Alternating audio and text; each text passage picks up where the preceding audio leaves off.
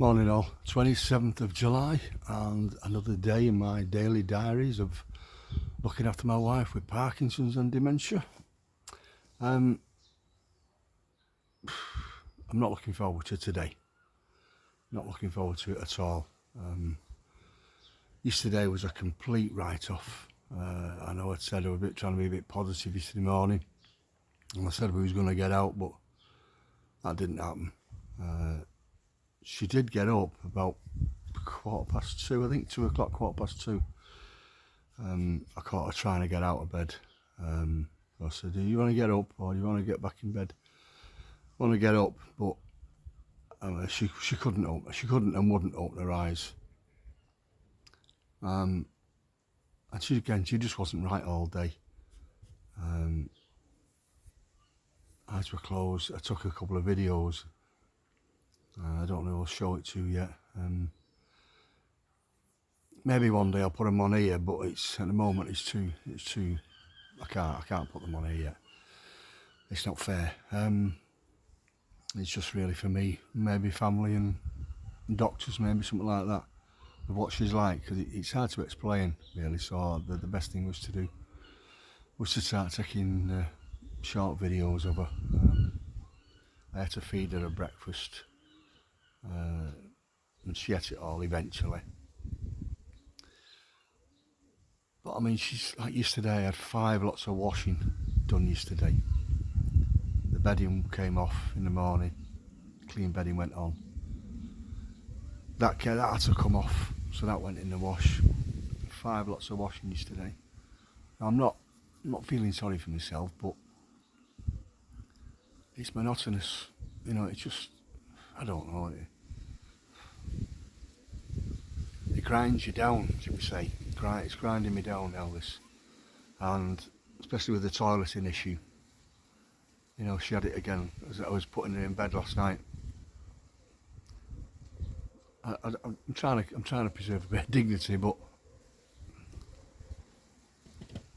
I think you know what I mean. So yeah, and then I've given her tablets at 8 o'clock.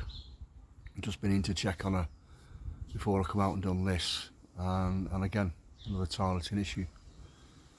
You know, and I think a conversation with the Parkinson's nurse a couple of months ago, and she did say at one point, I think the way Angie's going, you're probably going to need a conversation about a nursing home at some point, probably before the end of this year's out. I can fully understand what she means now. Then I just thought, no, you know, maybe in the future I can, but I really can understand what she means now. You never think that day is going to come.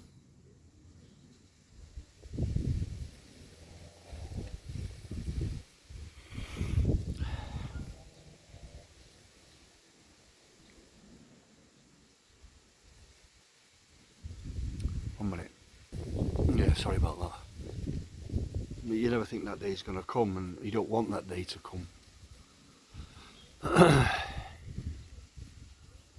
I'm not saying it's here yet, but at what point do I have to say, right, enough, I can't, you know, it's too much for me now. I don't know what's what anymore.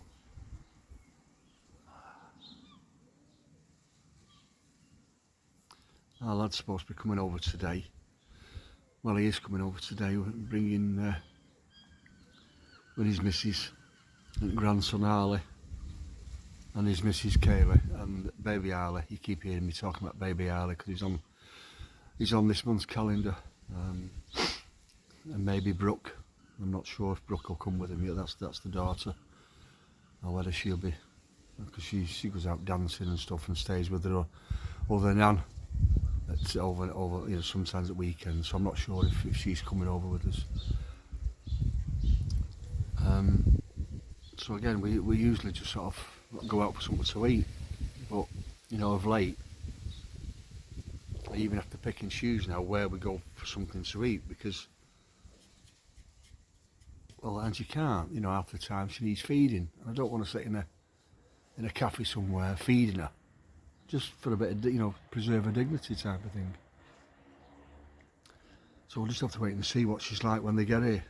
Supposed to be getting here about 1ish. We'll see, because that way, you know, if she is up and okay, then, and we do get out, then again, you see, we've got to get somewhere to go out and eat somewhere, but she's got to be finished eating by 3, and as you hear me keep saying, it takes her an hour. So we've got to be starting to eat by 2. Your mind just doesn't get a break at all. Your brain's going and your mind's thinking, what, I've got to do this and what about that, and I don't know. Very, very restless. When I just went in and checked on her before. I'll have to put the washer back on again in a bit.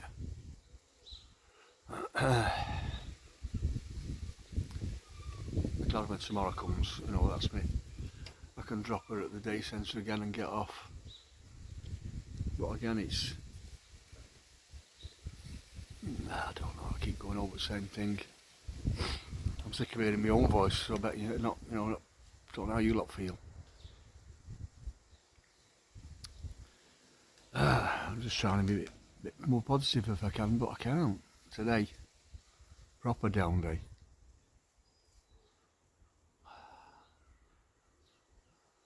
Just a minute, my camera's going.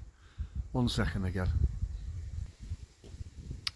Yeah, she just rests, her legs are up and going, and but I'm not going in. She just covers her off and on. Her legs are up and down and round, and we're just doing normal stuff. So tomorrow night, after when I pick Angie up at 3:15, when I pick her up from Moran Manor, the day centre, we go for a coffee, you know, a cup of tea at her sister's down the corner, and then I've got a 3-bedroom bungalow to look at 5 o'clock. A bit further away from here, it's about probably 5-minute drive, you know, from here where we are, so probably from the seafront it'd be, I don't know, 8-9 minutes drive, well, probably not even that, 6 or 7 minutes drive. So it's sort of just going inland a bit, but it is a 3-bedroomed. Drove past it the other day. It looks a bit small from the outside, but it's probably deceiving because there's this 2 bedrooms are upstairs. It's a dormer, so I'm going to go and have a look at that. But my mind keeps going back to that 2-bedroom that we looked at last week. One of the care workers, Olivia, her granddad's, what her dad's selling. It was really nice. I keep going back to that. Maybe I should ring her dad up and organise, just go and have a look, a second view, and just go back on my own with a tape measure and just see if I can just refigure that kitchen entrance, and whether there's a step from the kitchen into the little conservatory thing at the back, because that's where the dining table is, and that's where it would have to be, you know, if we do take it on. So I don't need a step there, you know, to get Angie in into the dining table, because for all our ups and downs, we still eat at the dining table. I'm not one, never have been one for eating on our knee. You get occasionally every blue moon, but our meals are always sat at the dining table. And well, I wouldn't even attempt to give Angie food now sat on her knee, you know. So I'd have to just reconfigure how to get her through there. If there's I can't remember if there's a step or not. So maybe that's me. So I'll look at this 3-bedroom tomorrow night at 5 o'clock. And then maybe ring Olivia's dad and just ask if I can have a second, go back and have a second look. Yeah.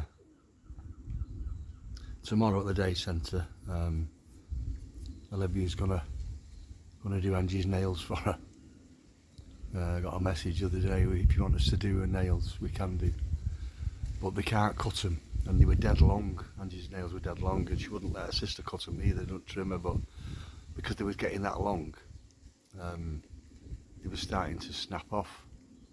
So I just becoming a nail technician now, and all yesterday I was cutting Angie's nails, got some nail clippers out and filing them down. Ah, proper nail technician, proper, not a domestic god anymore, I'm a domestic goddess, should we say. Jack of all trades now. I was doing the nails while preparing a food, you know, so yeah, so I can't put nail polish on. I tried that once before, and that's way beyond my capabilities, you know, with these sausage fingers I've got. I can't, there was more all up my fingers than on a nail. So yes, but that'll be good.